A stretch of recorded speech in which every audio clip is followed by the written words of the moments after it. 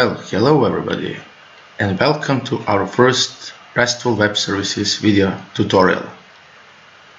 In this video tutorial, we are going to learn how to use the Spring Initializer to initialize our first web services project. Next, we are going to create the Hello World project, and first we will return a string, and then our web service will return a bin. Also, during this video, we will understand how all of this functions under the hub. This video tutorial is not for commercial purposes. This tutorial is intended for the students of Singidunum University.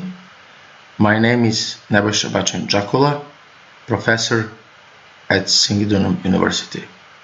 So, let's get started. So, the biggest challenge about RESTful web services is how to best use HTTP and how to design them. For our project, we're going to use the Spring Initializer. So, we're going to initialize RESTful web service with Spring Boot. So, let's just go to start.spring.io, and here we have our Spring Initializer with Spring Boot. So first we want to generate a Maven project with Java technology, and we are going to use the Spring Boot. So here we choose the version, so choose any version 2.0 and higher. So I'm going to use this version. Then we should create a group. Let's say just rs.ac.singidunum. So group is like a package name, and as good practice we use a reverse domain name. So if domain is singidunum.ac.rs, our package group will be rs.ac.singidunum, and then as artifact we use like the name of our project. It is going to be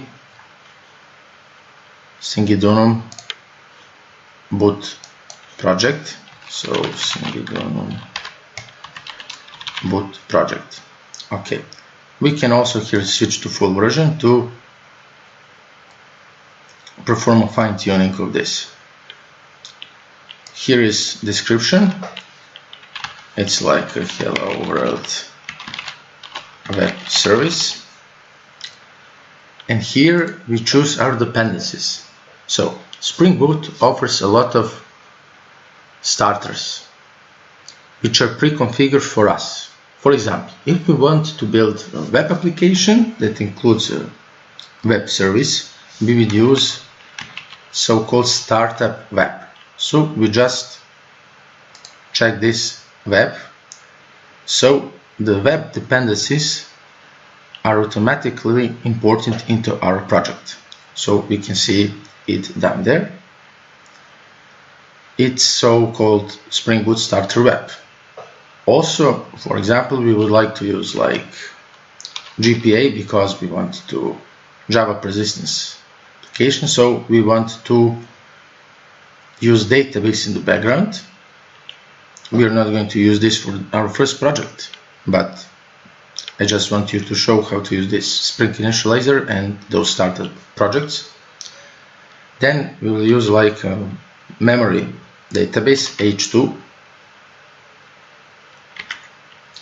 We are also going to use DevTools. DevTools make easy for development applications, and that would be it. So when we choose our dependencies, we just have to click here on the Generate Project button, and our project will be downloaded as the zip archive. Okay, so I've already created a project startup project for us. Here is my project. This is this zip archive. So as we can see, so I just have to extract here this archive, or at whatever place you like. So this is pre-configured environment for our project that includes web startup, web, JPA, H2, and so on. So at this point we just have to open our IDE, Integrated Development Environment, and to import this project. So for this purpose we're going to use Intellij Community Edition. It's free for download. It's very flexible and user-friendly IDE. So if you want to download this and to install, just type Intellij IDEA Community Edition, and we go straight to JetBrains website, and we download this free and open source community edition. There is also Ultimate Edition, which has a free trial, but it's not free, but for most purposes this community edition will serve well. So I'm using this community edition. As I've already downloaded and installed this Intellij IDEA Community Edition, I just click on the icon and the IDE is booting up.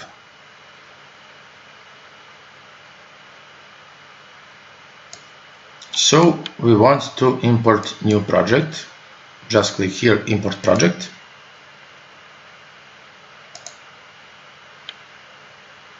I go to the desktop and I choose this folder to which I've extracted this archive I've downloaded from the Spring Initializer website.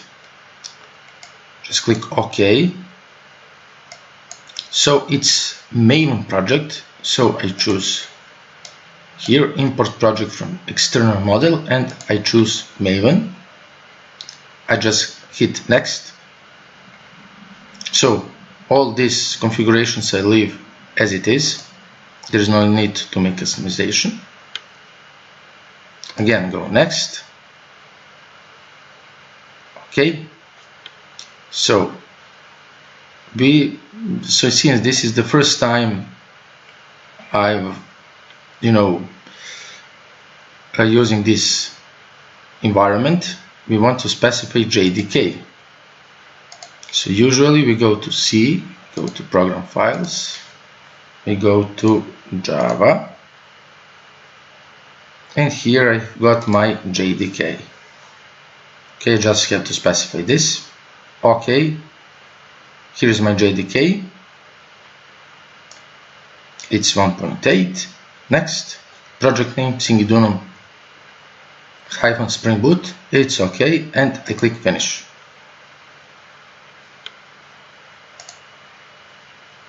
Okay, so here is my project. As I mentioned before, this startup web, startup JPA, and so on Spring Boot projects have many dependencies. They have many external Maven libraries and dependencies.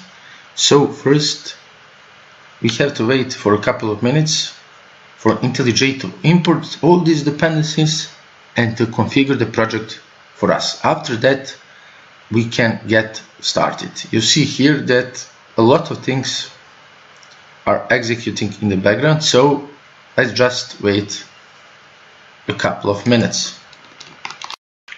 So I pause the video for a couple of minutes till this all finishes up. So here's our project. As we can see here, it's a typical Maven project. So we have a source folder, and in this source folder we have our main folder, and in it we have Java. So it's the package name, it's Singidunum Spring Boot. So I've generated in Spring Initializer RSAC Singidunum but before I've generated this with com.singidunum, so don't get confused. And indeed, here is our Spring Boot application.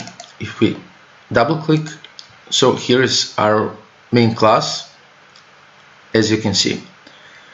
Also, I want to point that here we have a resources folder, and here we have application.properties.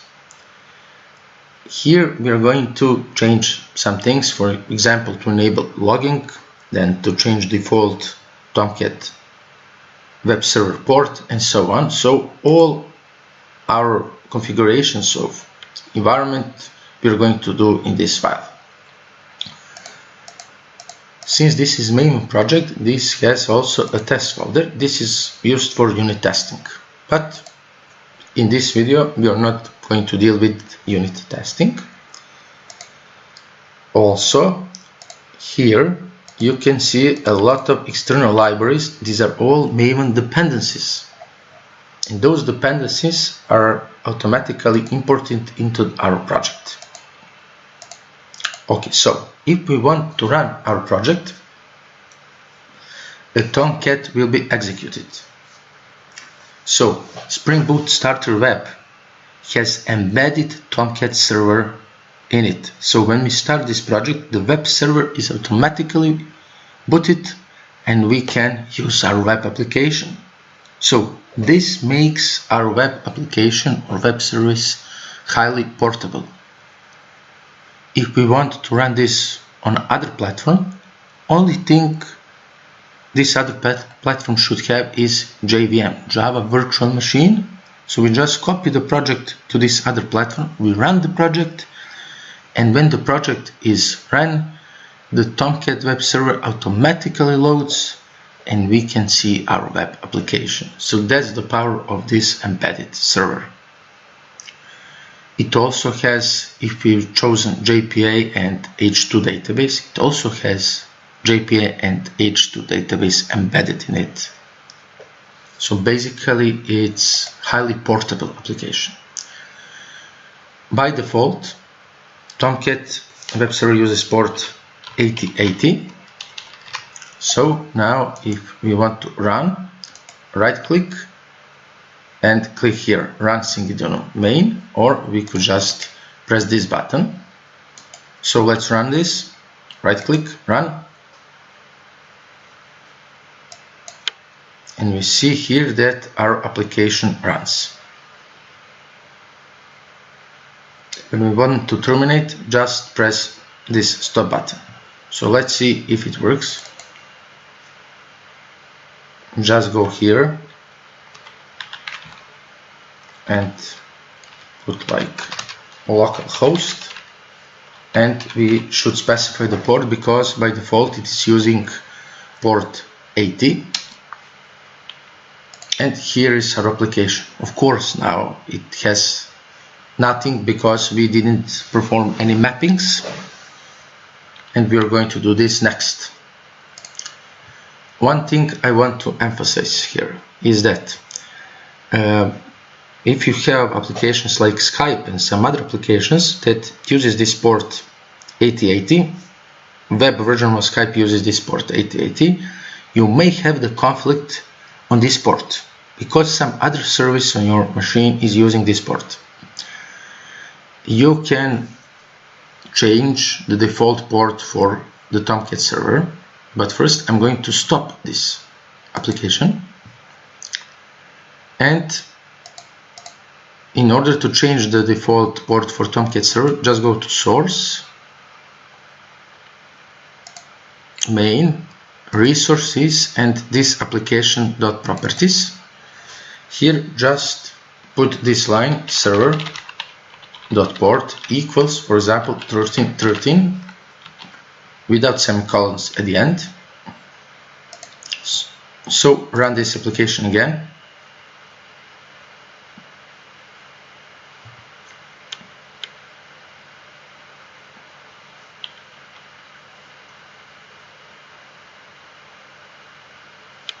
So I've got error because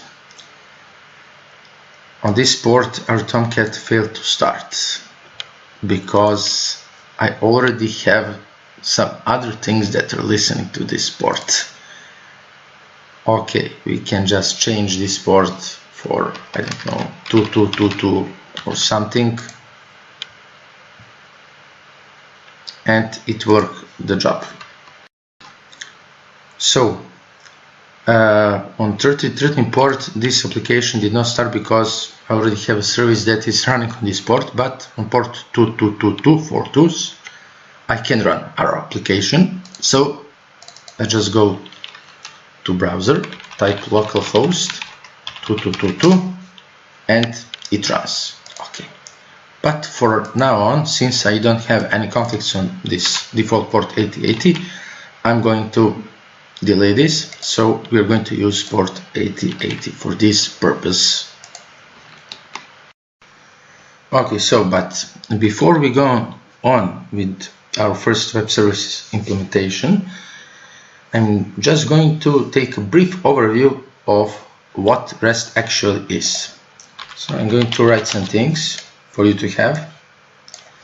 So REST stands for Representational State Transfer. REST is basically a style of software architecture for distributed hypermedia systems. So it's just software architecture. REST is, let me see, just style of how we design our resources and how we expose them using HTTP. So, as we mentioned before, REST uses the best of HTTP protocol. So that's this philosophy. Why to invent a wheel when we already have a wheel? We already have HTTP protocol, so let's get the best use of HTTP protocol and design something. So REST is all about HTTP. Representation of resources could be in XML, JSON, and some other forms.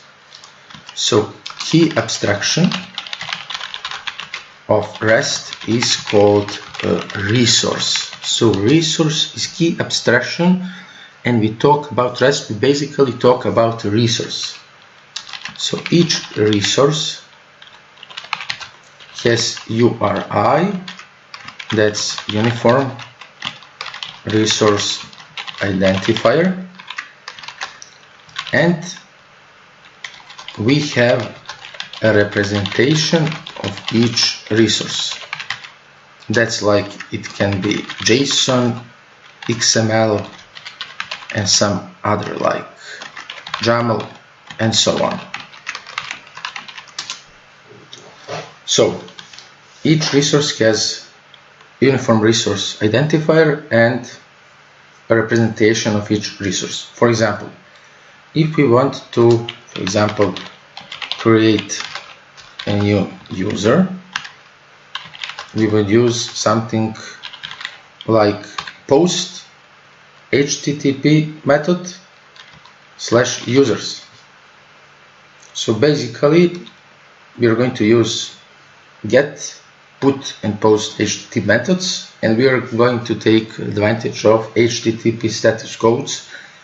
As you know, we have 200 and so on, 300, 400, and so on HTTP status codes. For example, 404 is page not found, and so on.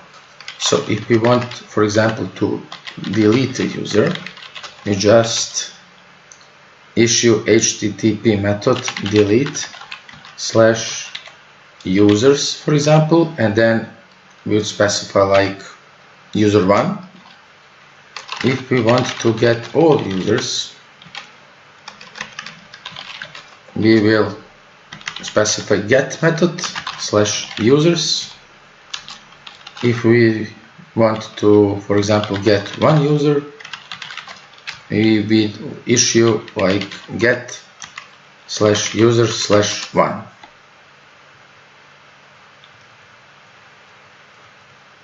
Okay. So let's take, for example, a social media application. In this social media application we have many users, and each of these users may publish one or more posts.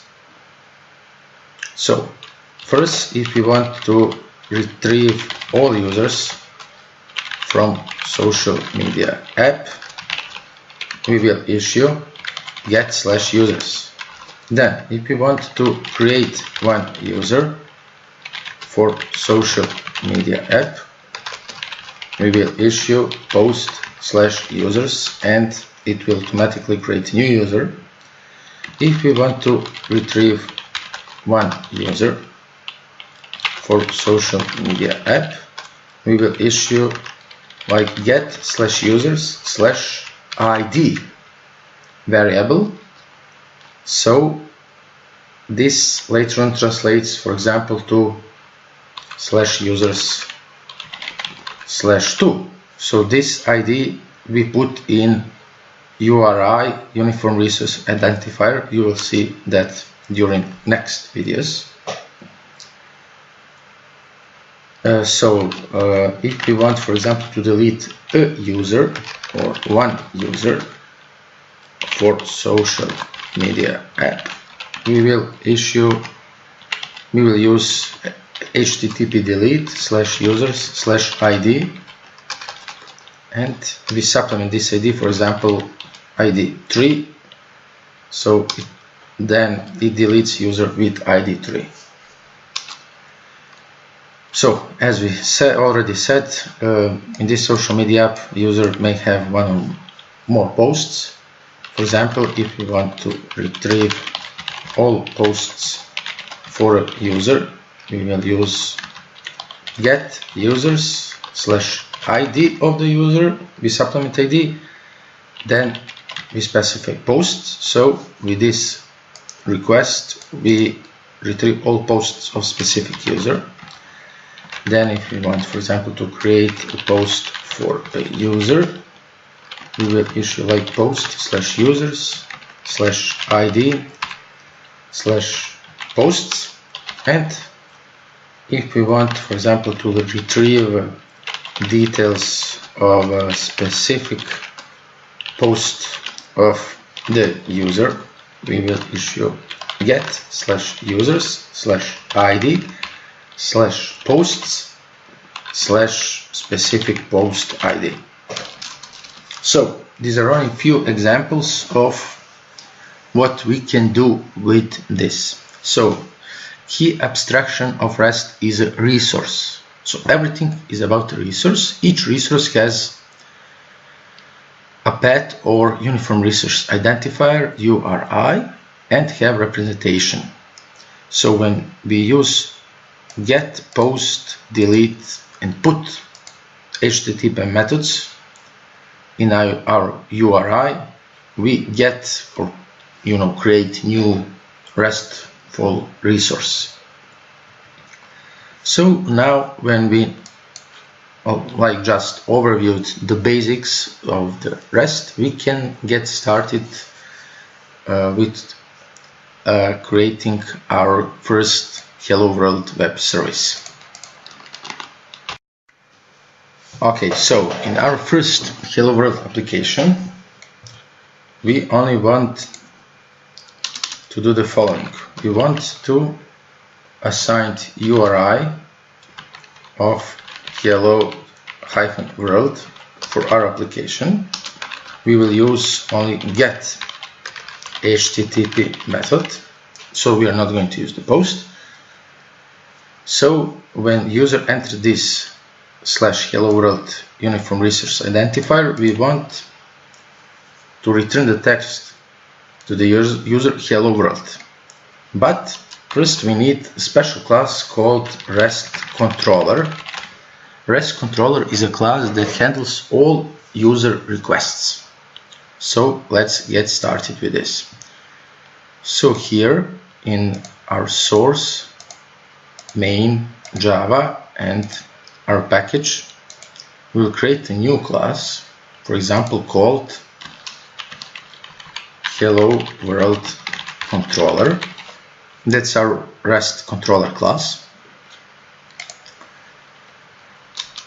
Since Spring MVC and Spring Web runs in the background, we should use Spring annotation REST controller, and as you can see, this is automatically imported in our code. So basically with this annotation we say this hello world controller is our REST controller. And then what do we want? We want to return a simple string saying hello world. So we have to create a method that will return this string for the user. So we just specify public string, the method name, let it be hello world, and this method simply returns hello world text. It's simple as that. But now we have to map this /hello-world URI to this method. So when the user types /hello-URI then this method is executed, but we have to map this URI to this method. We specify the following: request mapping, because it's user request, and then within the parameters of this annotation we first should specify the method. The method is get, because we are getting something. We are not creating something, we are getting something. So method equals request method dot get, and as the second parameter we specify the path. Path is, as we said, hello, or we could put like /hello-world. So we mapped this URI for this method. So when the user enters this in the browser, this method is going to be executed and it will return this hello world text. Okay, so maybe you see this request method is red. That's because the Intellij didn't recognize it, but just double click on it and it will import this. You see Spring Framework Web blind annotation request method, so everything will be fine. So when user enters this path in the browser, this method will be executed and the text hello world will be shown to the user. So let's start the application.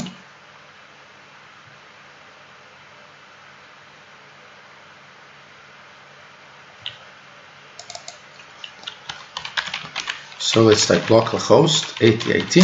When we type this, we get error because we don't have any mappings to the root. So this is the root of our application, but we put like /hello-world, we get our text. So when we enter this URI, this method is executed and this text is returned. Okay, I want to point to you one more thing. So this request mapping is deprecated.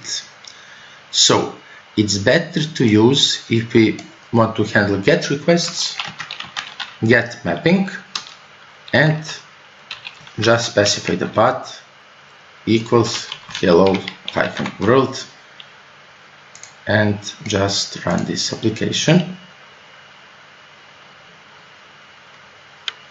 And you see we'll get the same result.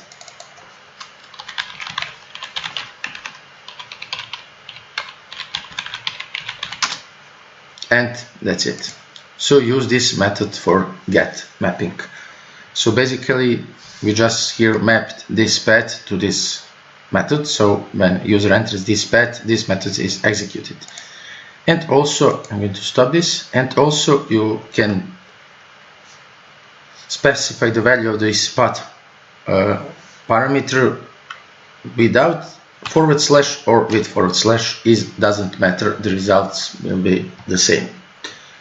Okay, so now we've created our simple web service that returns a string, but now we are going to enhance our web service to return the bean.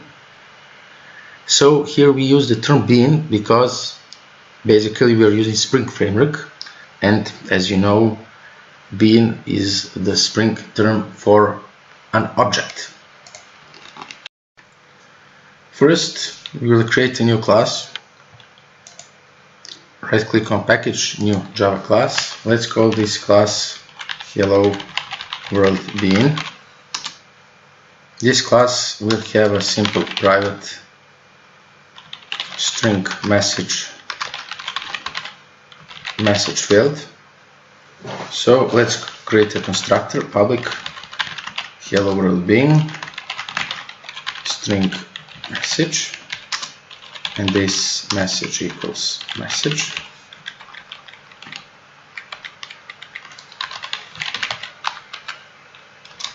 So let's create getters and setters. We could use a shortcut code generate getter and setter, and we choose this message attribute, message field, and we create message getter and setter. And now we should, for example, override to string method public string to string, and we want to return, for example, string.format like hello world bean with message equals, then we use a string placeholder, for example, and after that we just pass this message. So it's basic string format method. So now we've created our class. So then we want, for example, when user enters in the browser URI hello-world-bean to return the object of this hello world bean class, so to return this bean. But now we must create the method that will return this bean and to perform certain mappings. So let's get back to hello world controller and let's create this method public.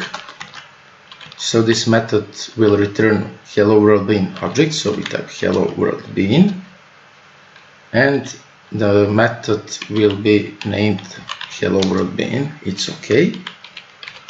And when this method is executed, it simply returns new hello world bean with simple message hello world. Okay, and now we just have to create mappings. So get mapping, and for path variable we will specify like slash hello -world -bean. So that would be all. So when user enters in the URI hello-world-bean, this method is executed and it returns new object of this class, it returns a new bean. So let's just run this app to see the result.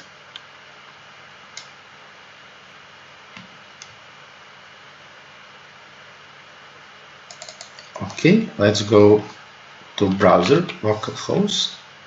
Instead of hello world, we'll type hello world bean, and you see hello world bean is returned, and we have a message with this text. So this is a field of this subject, and this is the value. As you can see, default representation of each object is JSON. So this is basically JSON format. I want to show you one more thing. If we go here to hello world bean, okay, if we just remove this First I'm going to stop application. So if we remove this getter and if we run this application,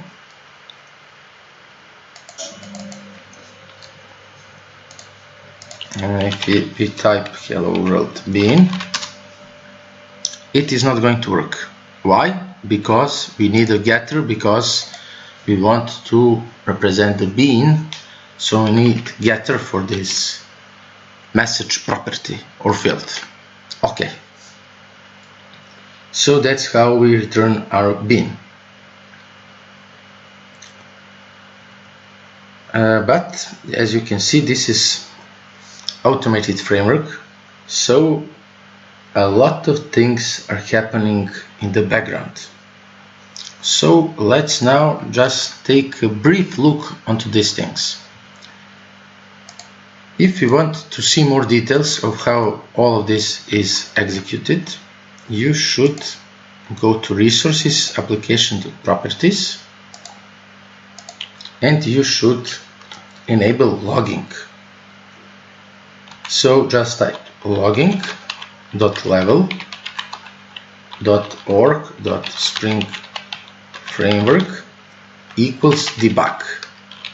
Now when we run our application, we will get a lot of more details about how this is actually running under the hood. So let's just run this application again. And now, as you can see, we see a lot of more details here.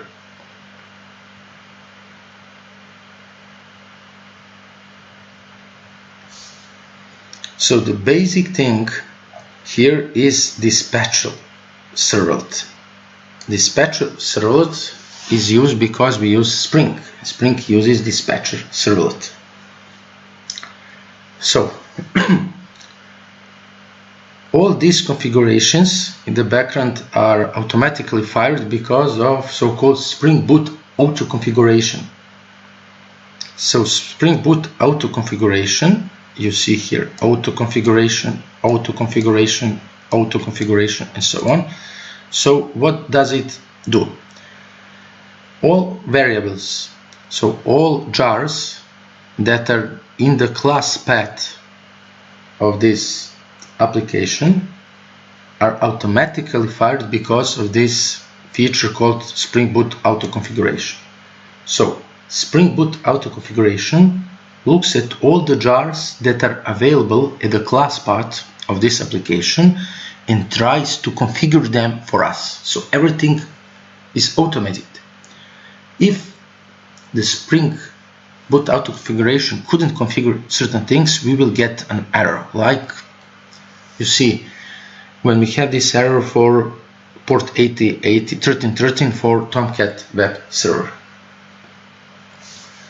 And also here we have something, I think HTTP message converter. You see here HTTP message converter, but we can see clearly right now. So in this HTTP message converter, we could see that we can find it somewhere here. We can see that by default all beans are automatically converted into the JSON format. So we can change this, but since most web services are using JSON, I don't see why we have like need to convert them. So look at here, JSON HTTP message converting configuration. That means that all the beans are automatically converted to JSON or to JSON format. So all objects are converted to JSON format. So as I mentioned, I'm not going to bother you with this, but the basic thing here and the most important component is the dispatcher servlet used by Spring.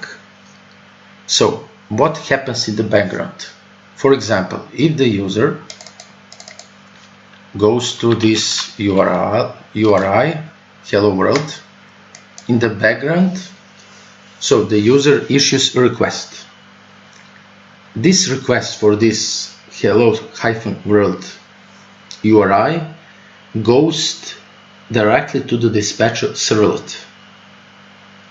Then dispatcher servlet looks at this request, and dispatcher servlet first finds hello world controller that handles this request. And then, with the help of hello world controller, dispatcher servlet finds the method, in this case this method, that handles this request. If the user type hello-world-bean, then again this request will go automatically to the dispatcher servlet. Dispatcher servlet will find REST controller class, which is this hello world controller class for this request, and then with the help of this hello world controller class, this method is found and executed, and the new bean is returned, and then this new bean is automatically converted to its default representation, which is JSON format, and that's how this is executed. So thank you all for listening and for your attention. This was our very first RESTful web services video. So see you soon when we are going to learn more about creating and configuring RESTful web services. Thank you once again, and have all a nice day.